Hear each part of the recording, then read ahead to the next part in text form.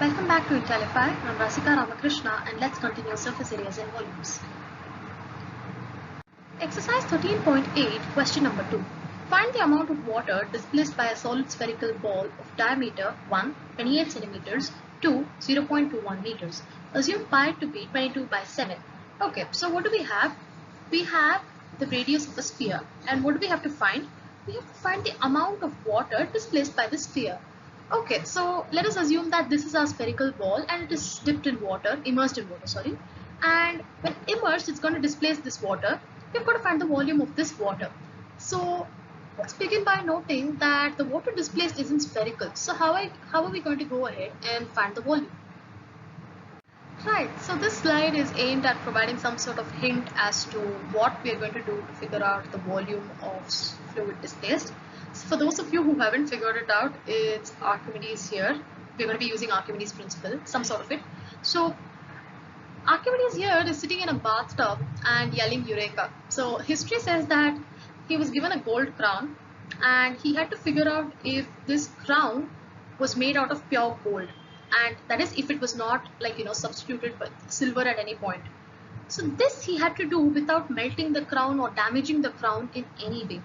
So what happened was Archimedes was breaking his head as to how to do this, and then he went to the bathtub to bathe and he sat down, and that's when he saw that the water level rose the minute he sat down, and he yelled Eureka because he realized he could use this to see if the crown was made out of just gold. Alright, so let's assume that this is your initial amount of water that's given, and after immersing the solid, the water level goes up from 600 to 800 according to the figure. Okay, so now in this case it's going to be very easy to compute the volume of water displaced, because you have the initial level and you have the final level, so you can subtract it and you will know that 200 milliliters of water is displaced. But note that in our question we are not given any details about the container in which the water is there or the volume of water that is there, or nothing of that sort. So such an approach will not work. Thus we resort to Archimedes principle. We are assuming that the sphere is a fully immersed solid, and thus we can conclude that the volume of water displaced is going to be equal to the volume of the fully immersed solid. Note that this particular equation will not work for a partially immersed solid. It's slightly different. You can look that up in your science text. So for now, volume of the water displaced is equal to the volume of the fully immersed solid.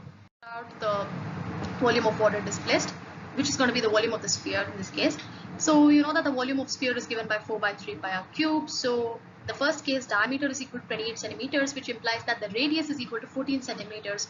So substitute 14 in 4 by 3 pi r cube and you're left with 11,498.66 cubic centimeters. Right. The second subdivision, the diameter is 0.21 meters, which implies that the radius is 0.21 by 2 meters. So I'm keeping it as just 0.21 by 2 because it will facilitate easier calculation. So volume now is given by 4 by 3 pi r cube. So note this expression. You can cancel out 4 and 2 and 2.